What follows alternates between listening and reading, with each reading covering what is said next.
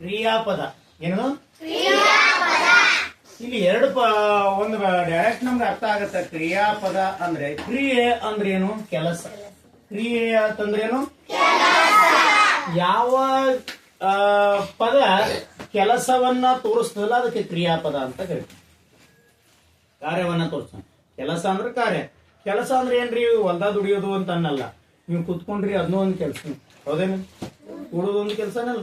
ಯಾರಿಗೆ ಹೇಳ್ತೀರಿ ಸ್ವಲ್ಪ ಕುತ್ಕೊಂಡ ಬರ್ತೀನಿ ಅಂತ, ಅವನಿಗೊಂದು ಕೆಲಸ, ಬರುತ್ತೀನಿ ಅನ್ನೋ ಒಂದು ಕೆಲಸ. ಸೊ ಯಾವ ಪದ ಕೆಲಸವನ್ನ ತೋರಿಸ್ತದ ಕ್ರಿಯಾಪದ ಅಂತ ಕರಿತೀವಿ. ಇಲ್ಲಿ ಕರ್ತು ಅಂದ್ರೆ ನಾವು ನೀವೆಲ್ಲರೂ ಸರ್ ನಾವು ಕರ್ತು ಅಂದ್ರೆ ದೇವರು ಅಂತಂದ್ರೆ, ಕರ್ತೃ ಅಂತಂದ್ರೆ ದೇವರು ಅಂತಾರೆ. ಕರ್ತೃ ಅಂದ್ರೆ ಕೆಲಸ ಮಾಡೋನಿಗೆ ಕರ್ತೃ ಅಂತ.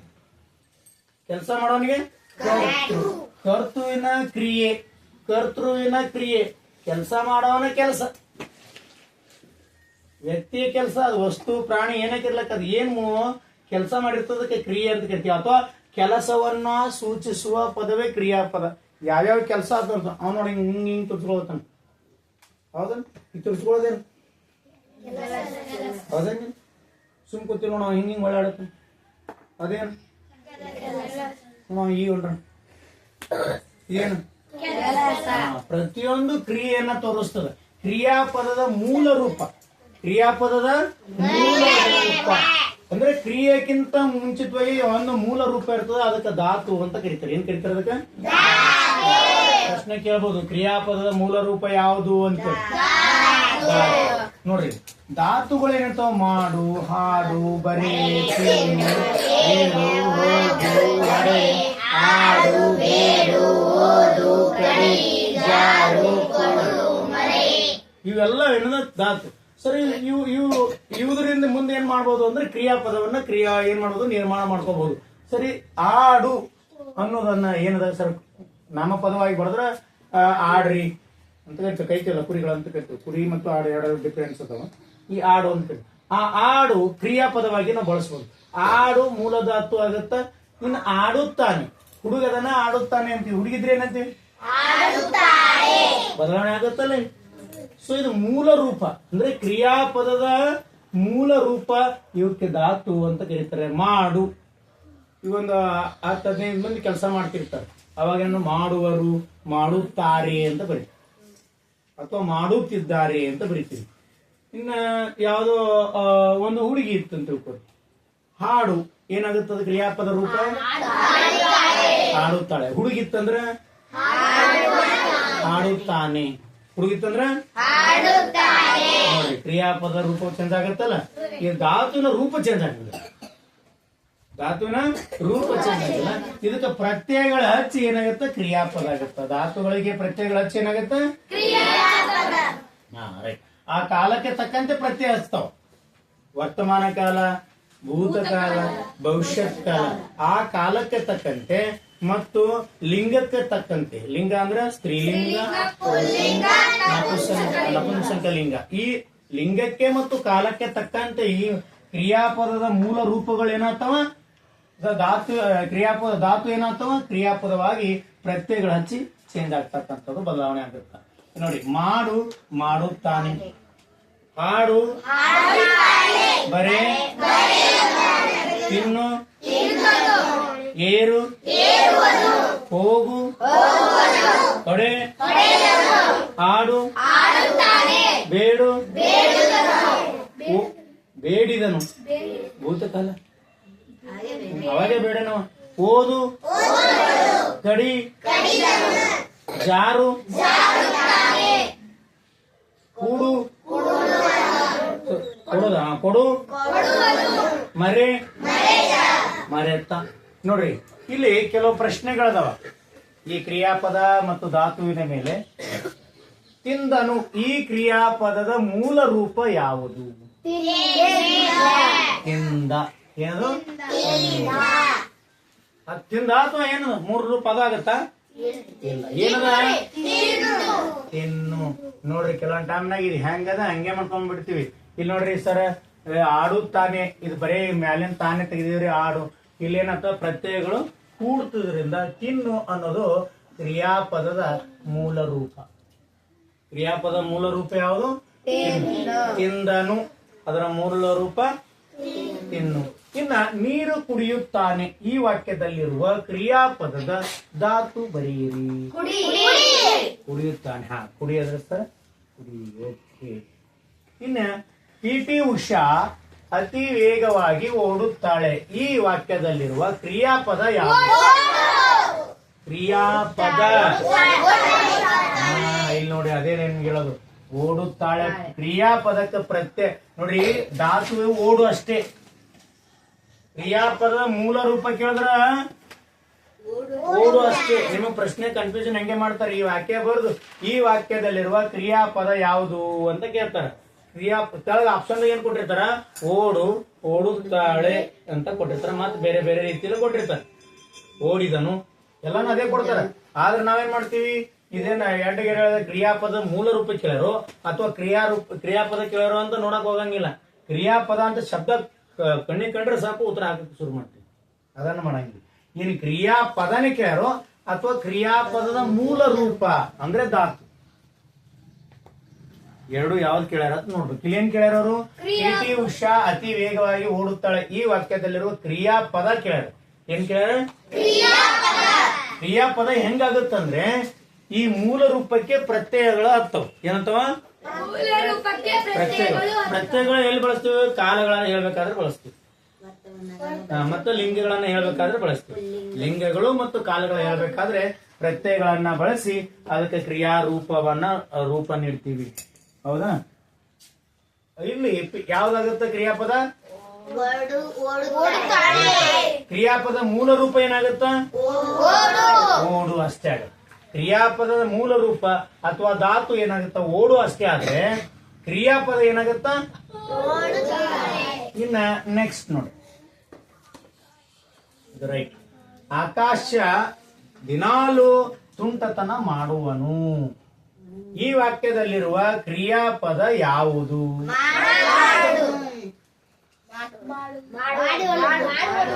ಕ್ರಿಯಾಪದ ಕೇಳ್ಯಾರ. ಏನ್ ಕೇಳ್ಯಾರ? ಮಾಡುವನು ಪೂರಾ ಬರ್ತದೆ. ಕ್ರಿಯಾಪದದ ಮೂಲ ರೂಪ ಕೇಳಿದ್ರೆ ಏನಾಗ್ತಿತ್ತು? ಮಾಡುವಂತ ಅಷ್ಟೇ ಆಗಿತ್ತು. ಇನ್ನ ಮಹೇಶನು ಕೊಳಲು ಚೆನ್ನಾಗಿ ಊದುವನು, ಈ ವಾಕ್ಯದಲ್ಲಿರುವ ಕ್ರಿಯಾಪದ ಯಾವುದು? ಊದುವನು, ಇದು ಪೂರ್ಣ ಕ್ರಿಯಾಪದ. ಇನ್ನ ಕ್ರಿಯಾಪದದ ಮೂಲ ರೂಪ ಯಾವುದು ಅಂದ್ರೆ ಊದು. ನೋಡಿ, ಇಷ್ಟೇ ವ್ಯತ್ಯಾಸ, ಬಾಳ ಇಲ್ಲ. ಕ್ರಿಯಾಪದ ಅಂತಂದ್ರೆ ಪ್ರತ್ಯಯ ಹಚ್ಚಿರ್ತದ. ಬರೇ ಕ್ರಿಯಾಪದ ಮೂಲ ರೂಪ ಕೇಳಿದ್ರೆ ಅಂತಂದ್ರೆ ಈ ಪ್ರತ್ಯಯ ತೆಗೆದು ಬಿಡ್ತೀವಿ, ಮಿಕ್ಕಿದ ಅಷ್ಟೇ ಇಡ್ತೀವಿ. ನೋಡ್ರಿ, ಇಲ್ಲಿ ಹಂಗೆ ಮಾಡಿದ್ರೆ ಓಡುತ್ತಾಳೆ, ಇದು ಕ್ರಿಯಾಪದ. ಕ್ರಿಯಾಪದದ ಮೂಲ ರೂಪ ಯಾವುದು ಅಂತಂದ್ರೆ ಕ್ರಿಯಾಪದ ಮೂಲ ರೂಪ ಯಾಕತ್ತೀವಿ ಅಂತಂದ್ರೆ ಈ ರೂಪ ಬದಲಾವಣೆ ಆಗತ್ತ. ಯಾವಾಗ? ಕಾಲಕ್ಕೆ ತಕ್ಕಂತೆ, ಲಿಂಗಕ್ಕೆ ತಕ್ಕಂತೆ. ಯಾವಾಗ ಚಂದ ಆಗತ್ತ? ಕಾಲಕ್ಕೆ ತಕ್ಕಂತೆ, ಲಿಂಗಕ್ಕೆ ತಕ್ಕಂತೆ. ಕಾಲಗಳು ಎಷ್ಟದಾವ? 3 ಅದ. ಯಾವ್ಯಾವು? ವರ್ತಮಾನ, ಭೂತಕಾಲ, ಭವಿಷ್ಯತ್ ಕಾಲ. ಲಿಂಗಗಳು ಎಷ್ಟದಾವ? 3 ಅದ. ಯಾವ್ಯಾವು? ತಕ್ಕಂತೆ ಕ್ರಿಯಾಪದ ಬದಲಾವಣೆ ಆಗ್ತಕ್ಕಂಥದ್ದು, ಪ್ರತ್ಯಯಗಳು ಬದಲಾಗ್ತವೆ. ಹಾಗಾಗಿ ಕ್ರಿಯಾಪದದ ಮೂಲ ರೂಪ ಓಡು. ಈಗೇನಾಗಿದೆ? ಸ್ತ್ರೀಲಿಂಗ ಬಳಕೆ ಆಗ್ಯದ. ಪಿ.ಟಿ. ಉಷಾ ಸ್ತ್ರೀಲಿಂಗ ಬಳಕೆ ಆಗ್ಯದ. ಯಾವ ವಾಕ್ಯದ ಯಾವ ಒಂದು ಕಾಲ ಅದಂದ್ರೆ ವರ್ತಮಾನ ಕಾಲದ. ಓಡುತ್ತಾಳೆ. ಅಚಾನಕ ಭೂತಕಾಲ ಇತ್ತು ಅಂತಂದ್ರೆ ಓಡಿದಳು. ಭೂತಕಾಲ ಇತ್ತಂದ್ರೆ ಓಡಿ. ಅಚಾನಕ್ ಇಲ್ಲಿ ಪುಲ್ಲಿಂಗ ಇತ್ತು ಅಂತಂದ್ರೆ ರಮೇಶನು ಅತಿ ವೇಗವಾಗಿ ಏನಾಗುತ್ತಿದು? ಓಡುತ್ತಾನೆ ಆಗುತ್ತೆ. ಏನಾಗುತ್ತ? ಇಲ್ಲಿ ಓಡು ಅನ್ನೋದು ಬದಲಾವಣೆ ಆಗುತ್ತೇನು? ಇಲ್ಲ, ಅದು ಮೂಲ ರೂಪ, ಅದ ಬದಲಾವಣೆ ಆಗಲ್ಲ. ಓಡು ಇಷ್ಟೇ ಬದಲಾವಣೆ ಆಗಲ್ಲ. ಇಲ್ಲಿ ಪ್ರತ್ಯಯಗಳು ಮಾತ್ರ ಆಗ್ತಾವ ಅಷ್ಟೇ. ಏನಂತಾವ? ಪ್ರತ್ಯಯಗಳು ಅಷ್ಟೇ ಆಗ್ತದ್ರಿಂದ ಈ ಪ್ರತ್ಯಯಗಳಿಂದನೇ ನಮ್ಗೆ ಗೊತ್ತಾಗತ್ತೆ ಇಲ್ಲಿ ಹುಡುಗದನ ಹುಡುಗಿದ. ಈ ಹುಡುಗಿ ಕರ್ತೃ ಇರೋದ್ರಿಂದನೇ ಇದು ಪ್ರತ್ಯಯ ಬರುತ್ತೆ. ಪ್ರತ್ಯಯ ಬತ್ತು, ಇಲ್ಲಿ ಚೇಂಜ್ ಆಗುತ್ತೆ. ಕಾಲ ಬತ್ತು, ಇದು ಚೇಂಜ್ ಆಗುತ್ತೆ. ಮೂಲ ರೂಪಕ್ಕ ಏನಂತವ? ಪ್ರತ್ಯಯಗಳ ಹಚ್ಚಬೇಕು. ಅರ್ಥ ಆಯ್ತು? ಈಗ ಮೂಲ ರೂಪ ಮತ್ತು ಕ್ರಿಯಾಪದಕ್ಕೆ ಇರ್ತಕ್ಕಂಥ ವ್ಯತ್ಯಾಸ. ಮೂಲ ರೂಪ ಯಾವುದೇ ರೀತಿಯ ಬದಲಾವಣೆ ಇಲ್ಲ. ಬದಲಾವಣೆ ಯಾವಾಗ ಆಗತ್ತ? ಯಾವಾಗ ಈ ಮೂಲ ರೂಪ ಕ್ರಿಯಾಪದವಾಗಿ ಬದಲಾಗುತ್ತೋ ಅವಾಗ ಬದಲಾವಣೆ ಆಗುತ್ತೆ. ಹೆಂಗಾಗುತ್ತೆ ಕ್ರಿಯಾಪದ ಆಗ್ಬೇಕಾದ್ರೆ ಅದಕ್ಕೊಂದು ರೂಲ್ಸ್ ಇದೆ. ಏನಂತಂದ್ರೆ ಯಾವ ಕಾಲದಲ್ಲಿ ವಾಕ್ಯವನ್ನು ಹೇಳಕತ್ತೀವಿ, ಏನು ವರ್ತಮಾನ ಕಾಲದಲ್ಲಿ ಹೇಳಕತ್ತಿದೋ ಅಥವಾ ಏನು ಭೂತ ಕಾಲದಲ್ಲಿ ಹೇಳಕತ್ತಿದೋ ಏನು ಭವಿಷ್ಯತ್ ಕಾಲದಲ್ಲಿ ಹೇಳಕತ್ತಿದೋ ಅವಾಗ ಈ ಕರ್ತೃ ಯಾರು ಅನ್ನೋದ್ರ ಮೇಲೆ ಡಿಪೆಂಡ್ ಆಗುತ್ತೆ. ಯಾರದಾರ, ಏನು ಪುಲ್ಲಿಂಗದೋ ಸ್ತ್ರೀಲಿಂಗದೋ ನಪುಂಸಕಲಿಂಗದೋ ಗೊತ್ತಾಗುತ್ತಾ? ಅವಾಗ ಇದು ಕ್ರಿಯಾಪದ. ಮಾಡುತ್ತಾನೆ ಅಂತಂದ್ರೆ ಯಾವ ಲಿಂಗ ಬರ್ತದಿಲ್ಲಿ? ಯಾವ ಲಿಂಗ ಬರುತ್ತ? ಪುಲ್ಲಿಂಗ. ಅದೇ ಮಾಡುತ್ತಾಳೆ ಬಂದಂದ್ರೆ ಯಾವ ಲಿಂಗ ಬರುತ್ತ? ಮಾಡುತ್ತದೆ ಬರ್ತಂದ್ರೆ ಏನಾಗುತ್ತ? ಇರೋ ಧಾತು ಸೇಮ್ ಮಾಡು. ಪ್ರತ್ಯಯ ಹಚ್ಚಿ ಕಾಲ ಲಿಂಗಕ್ಕೆ ತಕ್ಕಂತೆ ಕ್ರಿಯಾಪದದ ಪ್ರತ್ಯಯಗಳು ಬಂದ್ಬಿಡ್ತಾವ. ಕ್ರಿಯಾಪದದ ಪ್ರತ್ಯಯಗಳು ಬರ್ತಾವೆ. ಓಕೆ. ಮಾಡುತ್ತಾಳೆ ಇದರ ಮೂಲ ರೂಪ ಹಾಡುತ್ತಾಳೆ, ಮೂಲ ರೂಪ ಬರೆಯುವನು, ಎಂದನು, ಏರುವನು, ಹೋಗುವನು, ಒಡೆದನು, ಆಡುತ್ತಾನೆ, ಬೇಡಿದನು, ಓದುವಳು, ಕಡಿದನು, ಜಾರುತ್ತಾನೆ, ಕೊಡುವನು, ಮರೆತ.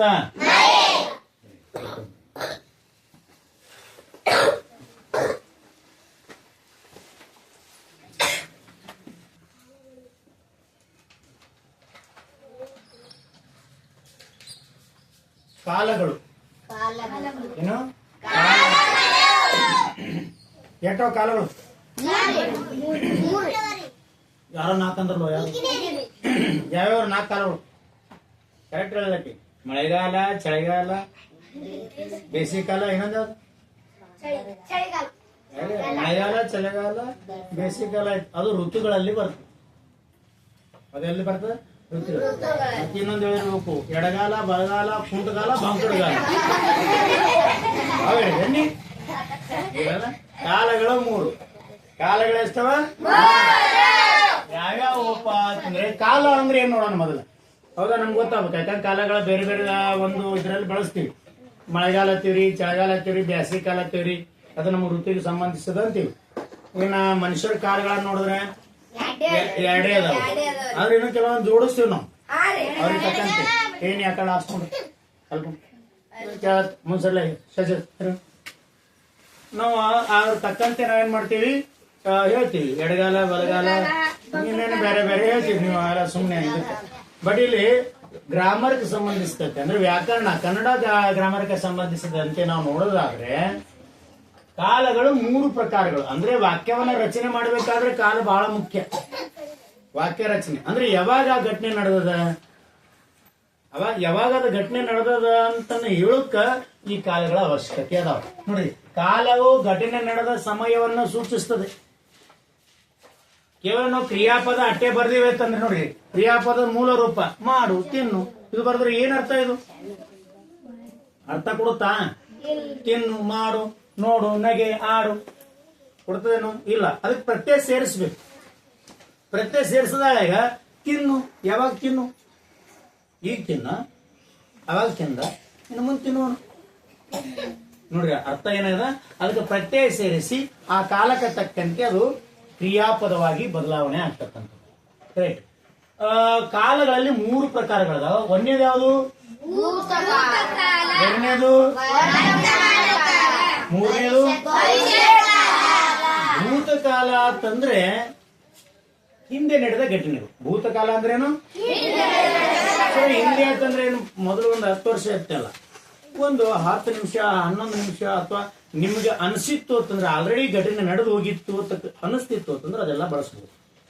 ಒಂದು 5 ನಿಮಿಷ ಹಿಂದೆ ಏನಾಗಿತ್ತು, ನೀವು ಹೊರಗಡೆಯಿಂದ ಬರ್ತಾ ಇದ್ರಿ, ಬಂದಿರಲಿಲ್ಲ, ಆಲ್ರೆಡಿ ಬರೋದಾಗ್ಯದ, ಕೆಲಸ ಮುಗಿದ, ನೀವು ನಾನು ಬಂದಿದ್ದೆ, ದ ಅನ್ನೋ ಪ್ರತ್ಯಯ.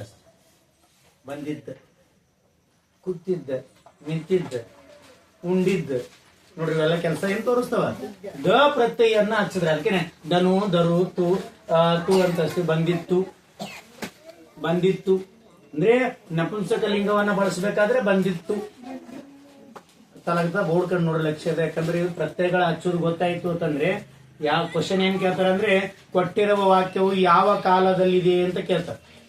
ಏನು ವರ್ತಮಾನ ಕಾಲದಲ್ಲಿದೆಯೋ, ಭೂತಕಾಲದಲ್ಲಿದೆಯೋ, ಭವಿಷ್ಯತ್ ಕಾಲದಲ್ಲಿದೆಯೋ, ಈ ಕಾಲವನ್ನ ಗುರುತಿಸಕ್ಕೆ ನಾವು ಈ ಪ್ರತ್ಯಯಗಳನ್ನು ಪಕ್ಕ ಗೊತ್ತಿರ್ಬೇಕು.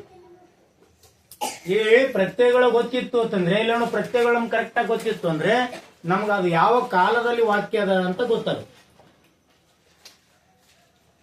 ಹೌದಾ? ಈ 3 ಪ್ರತ್ಯಯಗಳು ನೆನ್ಪಿಟ್ಕೊಡ್ರಿ. ದ ಉತ್ ವ, ದ ಉತ್ ವ ಶಾರ್ಟ್ ಆಗಿ ಬರ್ದಾರ. ಇಲ್ಲಿ ನಾನು ಇನ್ನು ಸ್ವಲ್ಪ ಅದಕ್ಕೆ ಏನೇನು ದನು, ದರು, ತು, ದಳು, ದಾರೆ, ದ ಅನ್ನೋ ಶಬ್ದ ಬಂದದಲ್ಲ. ಹೌದಾ? ಇನ್ನ ವರ್ತಮಾನ ಕಾಲದಲ್ಲಿ ಏನಂದ್ ನೋಡ್ರಿ, ತಾನೆ, ತಾಳೆ, ತಾರೆ, ತದೆ, ತದೆ, ಉತ್ ಉತ್ ಉತ್ ಉತ್ ಅಂತ ಬಂದಿರ್ತಕ್ಕಂಥದ್ದು. ತ ಅಂತ ಬಂದಿದೆ. ನೆಕ್ಸ್ಟ್ ಭವಿಷ್ಯತ್ ಕಾಲದಲ್ಲಿ ನೋಡ್ರಿ ಏನದ, ವ ವ ವ ಬಂದಿರ್ತದ. ವನು, ವಳು, ವರು, ವರು, ವಧು ಇವೆಲ್ಲ ಬಂದಿರ್ತಕ್ಕಂಥದ್ದು. ಇನ್ ಬರೀ ಭೂತಕಾಲ ಅಂತಂದ್ರೆ ಹಿಂದೆ ನಡೆದ ಅಥವಾ ಮುಗಿದು ಹೋದ ಘಟನೆಗಳನ್ನ ನಾವು ಹೇಳುತ್ತೀವಿ. ಆಲ್ರೆಡಿ ಘಟನೆ ಮುಗಿದು ಹೋಗ್ಯದ, ಆ ಕೆಲಸ ಮಾಡೋದು ಮುಗಿಸ್ಬಿಟ್ಟದ. ನೀವಂತ ನೋಡ್ರಿ, ನಾನು ಹೋಮ್ವರ್ಕ್ ಮುಗಿಸ್ಬಿಟ್ರೆ ಅದು ವರ್ತಮಾನ ಕಾಲ. ಮುಗಿಸಿದ್ದ ಅದು ಭೂತಕಾಲ. ಹೌದಾ? ನೆಕ್ಸ್ಟ್ ಪ್ರಣೀತನು ಶಾಲೆಗೆ ಹೋದನು. ಪ್ರಣೀತನು ಶಾಲೆಗೆ ಹೋದನು. ಏನ್ ಮಾಡಿ ನಾವು ಕೆಲಸ?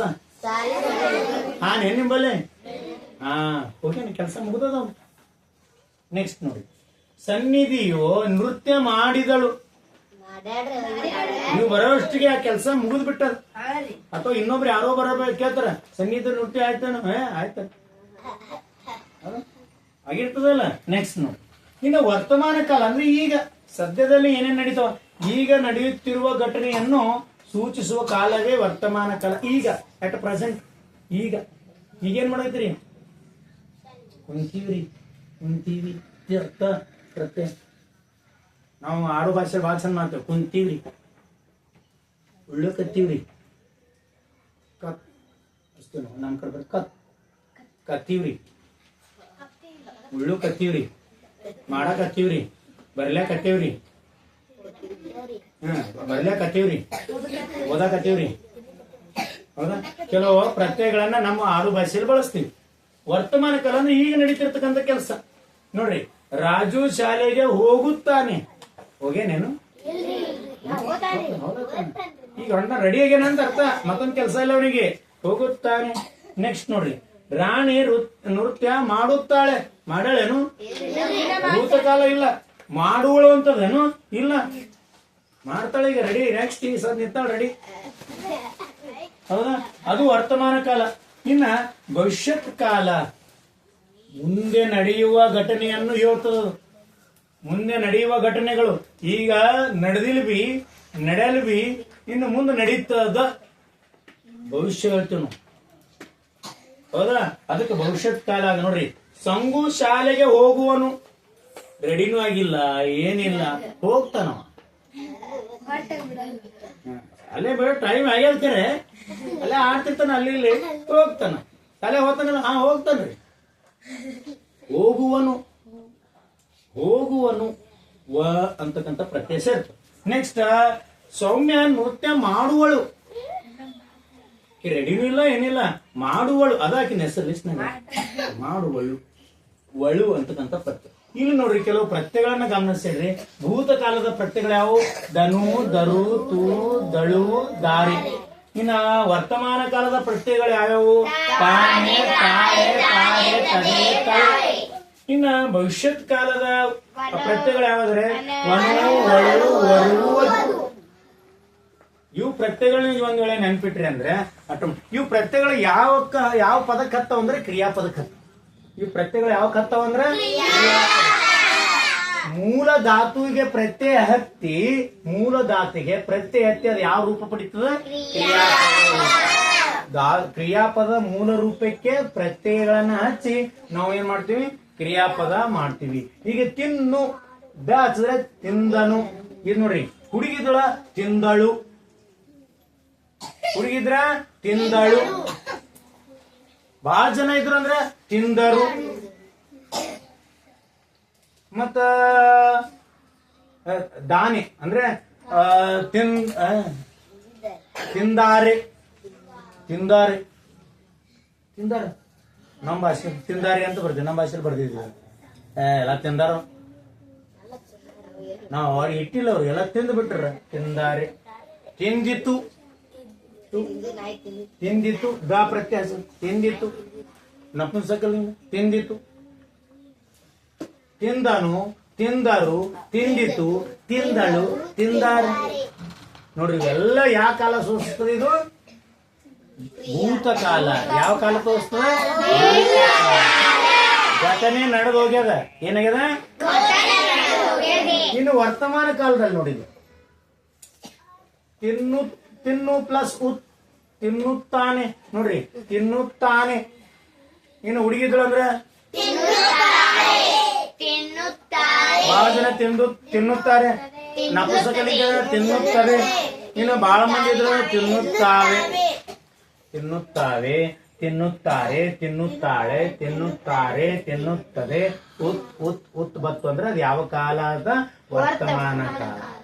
ಭೂತಕಾಲದಲ್ಲಿ ದ ಪ್ರತ್ಯಯ ಬಂದ್ರೆ ವರ್ತಮಾನ ಕಾಲ ಉತ್ ಪ್ರತ್ಯಯ ಬರುತ್ತ. ಇನ್ನು ಭವಿಷ್ಯತ್ ಕಾಲದಲ್ಲಿ ಏನ್ ಬರುತ್ತೆ ನೋಡ್ರಿ? ತಿನ್ನುವನು, ತಿನ್ನುವನು. ನೋಡಿ ಅನು ಬಂದ ತಿನ್ನುವನು. ಇನ್ನು ಹುಡುಗಿದ್ರ ತಿನ್ನುವಳು, ತಿನ್ನುವರು, ತಿನ್ನುವುದು. ನೋಡ್ರಿ, ತಿನ್ನುವನು, ತಿನ್ನುವಳು, ತಿನ್ನುವುದು, ತಿನ್ನುವರು, ವರು ಅಂತಕ್ಕಂಥ ಬರ್ತಕ್ಕಂಥ ವ ಪ್ರತ್ಯಯ ಬರುತ್ತೆ. ವ ಪ್ರತ್ಯಯ ಬತ್ತು ಅಂದ್ರೆ ಅದು ಯಾವ ಕಾಲ? ಭವಿಷ್ಯತ್ ಕಾಲ. ವ ಪ್ರತ್ಯಯ ಬತ್ತು ಅಂದ್ರೆ ಯಾವ ಕಾಲ? ಉತ್ ಪ್ರತ್ಯಯ ಬತ್ತು ಅಂದ್ರೆ ಯಾವ ಕಾಲ? ದ ಪ್ರತ್ಯಯ ಬತ್ತು ಅಂದ್ರೆ ಯಾವ ಕಾಲ? ನೋಡ್ರಿ, ಇಲ್ಲೇ ತಿಳ್ಕೊಬಹುದು. ಇಲ್ಲಿ ದ ದ ದ ಬಂದದ ಅಂತಂದ್ರೆ ಯಾವ ಕಾಲ ತಿಳ್ಕೊತೀರಿ? ಇದು ಭೂತಕಾಲ. ಇಲ್ಲಿ ಉತ್ ಉತ್ ಉತ್ ಉತ್ ಉತ್ ಉತ್ ಬಂದದ ಅಂತಂದ್ರೆ ಅದು ಯಾವ ಕಾಲ ತಿಳ್ಕೊತೀರಿ? ವರ್ತಮಾನ ಕಾಲ. ವ ವ ವ ವ ವ ಬಂದದಂದ್ರೆ ಯಾವ ಕಾಲ ತಿಳ್ಕೊತೀರಿ? ನೀವು ಮೂರೂ ನೆನಪಿಟ್ಕೊಂಡ್ರೆ ಕಾಲ ಬದಲಾವಣೆ ಮಾಡಕ್ ನಿಮ್ಗೆ ಅನ್ನೋಮೆಟಿಕ್ ಗೊತ್ತಾಗುತ್ತೆ. 1 ಮಾರ್ಕ್ಸ್ ಬರ್ತದ ಆರಾಮ. ದ ಬತ್ತು ಅಂದ್ರೆ ಭೂತಕಾಲ, ಉತ್ ಬತ್ತು ಅಂದ್ರೆ ವರ್ತಮಾನ ಕಾಲ, ವ ಬತ್ತು ಅಂದ್ರೆ ಭವಿಷ್ಯ. ದ ಬತ್ತು ಅಂದ್ರೆ ಯಾವ ಕಾಲ? ಉತ್ ಬತ್ತಂದ್ರೆ ಯಾವ ಕಾಲ? ವ ಬತ್ತಂದ್ರೆ ಯಾವ ಕಾಲ? ಭೂತ ಕಾಲದಲ್ಲಿ ಪ್ರತ್ಯಯಗಳು ಯಾವ ಬರ್ತಾವ? ವರ್ತಮಾನ ಕಾಲದಲ್ಲಿ ಯಾವ ಬರ್ತಾವ? ಭವಿಷ್ಯತ್ ಕಾಲದಲ್ಲಿ ಯಾವ ಬರ್ತಾವ? ಇಲ್ಲಿ ಶಾರ್ಟ್ ಆಗಿ ಒಂದೊಂದೇ ಬಳಸಿರ್ತಕ್ಕಂಥದ್ದು. ಭೂತಕಾಲ ಬತ್ತು ಅಂದ್ರೆ ದ ಬರ್ತದ, ವರ್ತಮಾನ ಕಾಲ ಬರ್ತಂದ್ರೆ ಉತ್ ಬರ್ತದ, ಮತ್ತ ಭವಿಷ್ಯತ್ ಬರ್ತಂದ್ರೆ ವ ಬರ್ತದ. ಆಯ್ತು, ಬರ್ಕೊಂಡ್ಬಿಡ್ರಿ.